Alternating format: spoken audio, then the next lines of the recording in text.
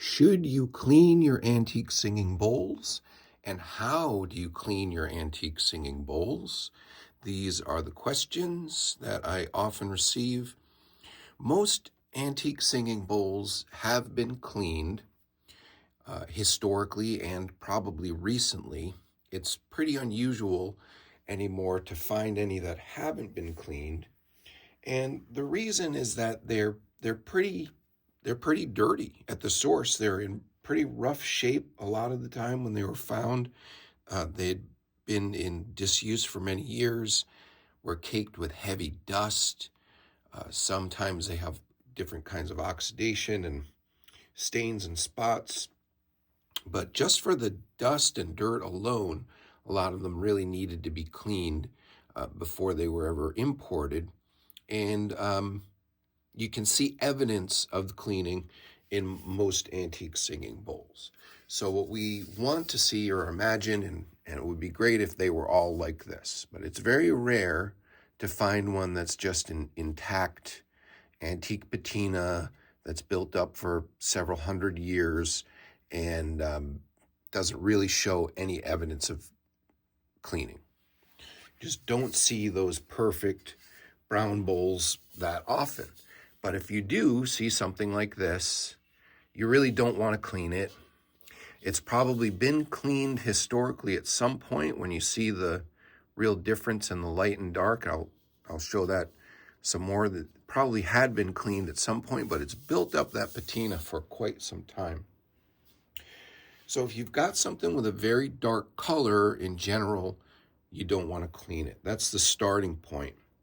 However, if you have something that's pretty light color, let's look at these 5 bowls in front here are actually a customer that just asked the question of whether to clean them or not, and these are the 5 bowls that he ordered. So we'll look at those specifically. And to start with, here's an earlier bowl that has been cleaned at some point. And again, you can see where it was very, very dark, black pretty much, and probably the entire bowl was that color at some point, and it's been cleaned pretty heavily on the inside. It's really smooth. That actually helps the sound, and over time it'll just become darker and darker again. But for now, it's got that nice kind of mottled patina. And if it hadn't been cleaned, you hear sort of a more muffled tone, and some of the harmonic overtones don't come through so clearly. So that's an example of a nicely cleaned antique that had formerly had a lot of patina on it. But it's not something you would want to undertake yourself if you had one that was really dark like that. Another example that's similarly very old piece, even earlier, has a lot of pitting in the surface. And you can see the same thing, that there's evidence of that very, very dark color that would have originally covered the entire bowl, and it's been cleaned. In addition, there's a lot of that little pitting, and if you look under magnification, you can see it even by the naked eye. The reason you're able to see that pitting is because there's some patina inside it. So that dark color remains in all the areas where the cleaning couldn't reach, just because of little indentations in the metal and those little tiny pit holes where the patina would remain even after being scrubbed. So it even has some texture of the crust on there still. So had been cleaned at some point. It doesn't look recent because you don't see what you typically see on a piece that's been cleaned more recently. Actually, that first one again, if you look very, very closely, you can see some fine scratches in the finish, which is the result of any kind of cleaning. So if you talk to anybody who really knows about metal cleaning, they will tell you that you can't clean metal without scratching, really. You are creating scratches in the patina to start with, and the oxidation that's built up. And whatever physical method you use will result in little variations that result in what we call scratches. A scratch is basically a little variation that you've created in the surface from that cleaning action.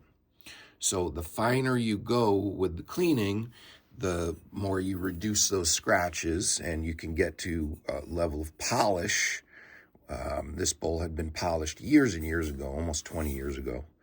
But you can see it still has that kind of sheen, and they hold that for a long time. If I maintain that the way you would, old school piece of silver, of polishing it every year or so, it would still look like a bright piece of gold. So that was polished just one time. Here's another that was polished one time 20 years ago, and it still maintains that kind of shine that happens when you polish something, but you can also see the spots of oxidation. So I didn't cut through all of those areas of heavy crust that are much more difficult to remove. Even if you do remove them, they'll leave often stains. So there's no point in trying to get every little spot out of a singing bowl, because you really won't. If you clean a bowl, you're going to, for one thing, leave scratches, and for another thing, whatever stains or spots were there are still going to be there. They're just going to look a different color. So, for example, if you've got the heavy kind of, crusty green oxidation on there, if you clean that off, it will leave an exact same shape, just will look kind of black or gray.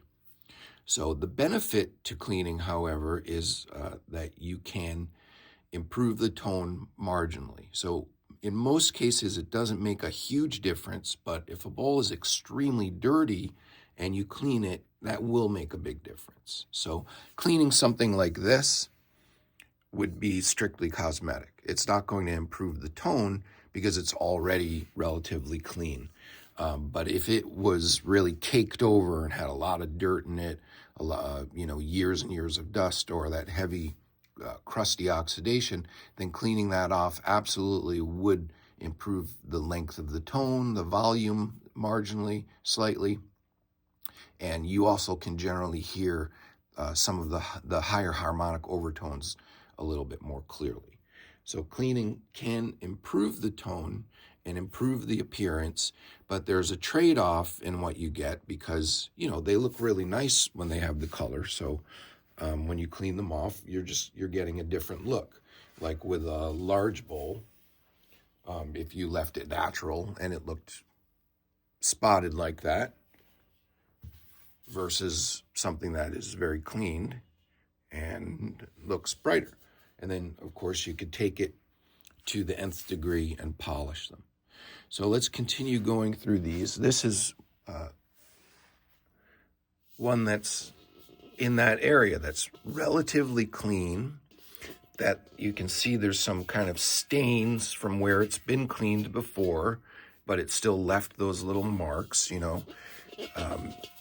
because to really remove every stain, you do have to polish it. You have to either buff it for a long time or hand polish it for a long time. A small bowl like this would have taken me a couple of hours to polish that.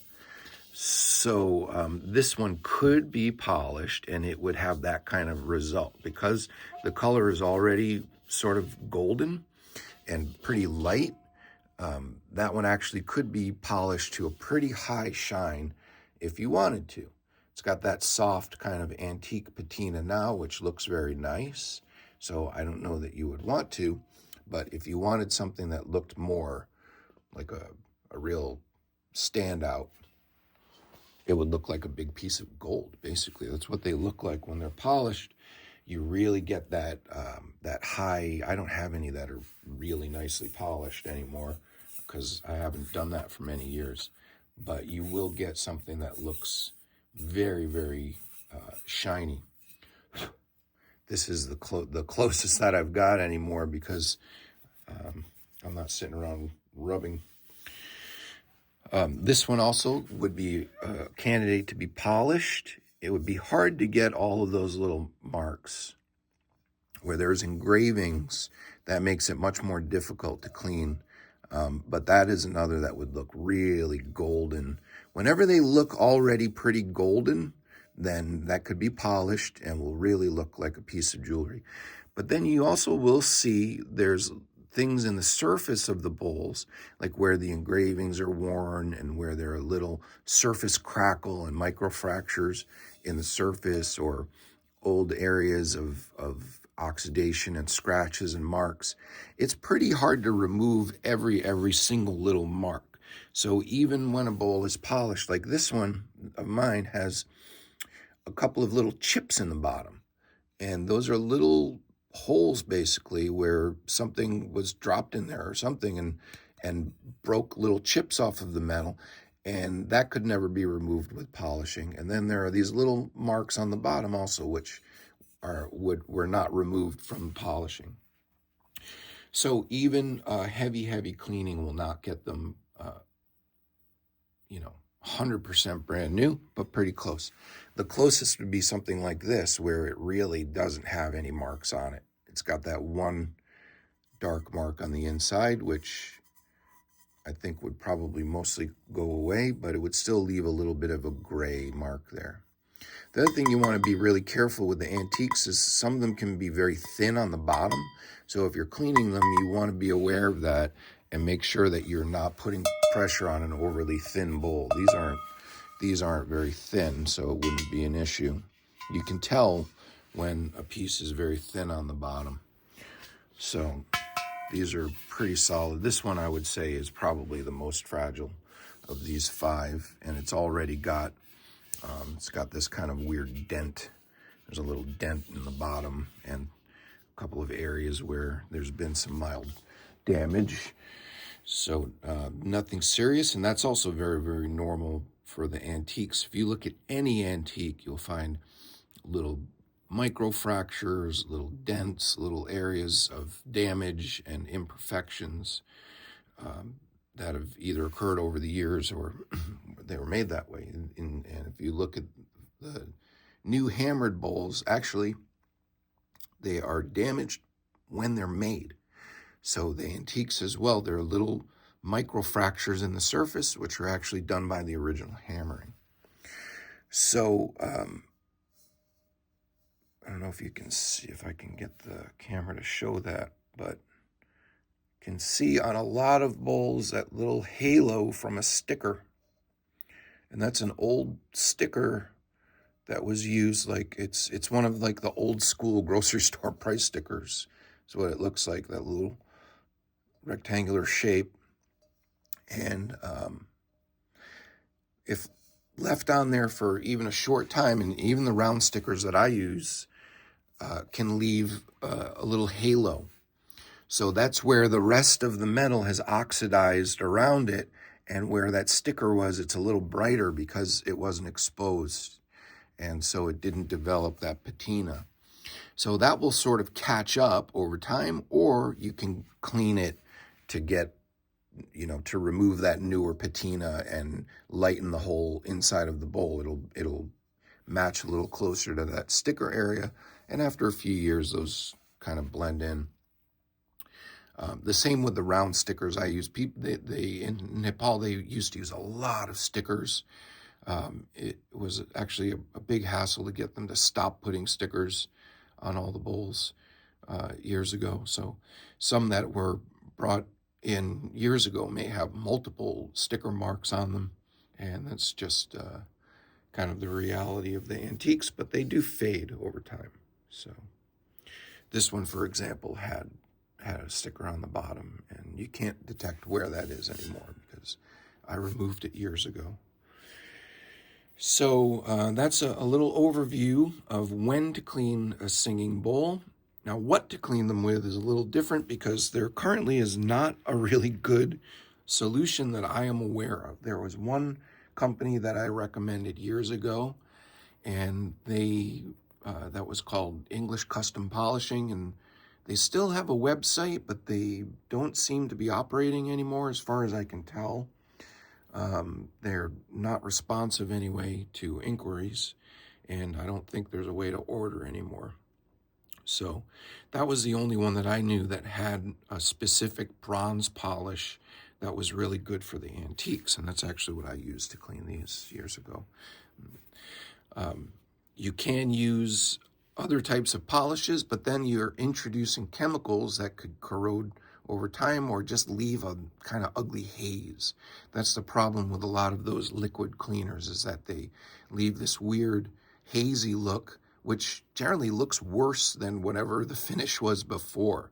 So that's the question really to ask, is if I'm undertaking cleaning this, is it actually going to improve how it looks? Is it actually going to improve how it sounds? In the case of these 5 bowls that are so clean, it really wouldn't improve the sound because they're already quite clean. It could marginally improve the appearance on a couple of them, on this one and on this one. It wouldn't really make a difference on the largest 2, or the oldest 2 rather. And it would make this one look like more like gold. It's almost there already. So this one too would really look like a piece of polished gold. So that's it in a nutshell. And any questions about cleaning, I generally ask people to just send me a picture, which you can do through the live chat at singingbowlmuseum.com, or through email. And I'm always happy to help people figure out whether they're looking at an antique or not, and what sort of condition it's in, what period it's from, and what they should do to keep it looking nice. And generally, you don't have to do anything with them. You can just wipe them out with a chamois or with a wet cloth, and treat it like you would, a glass vase or other decorative item that you don't really want to scrub it or work on it too much, but it is safe to clean them lightly.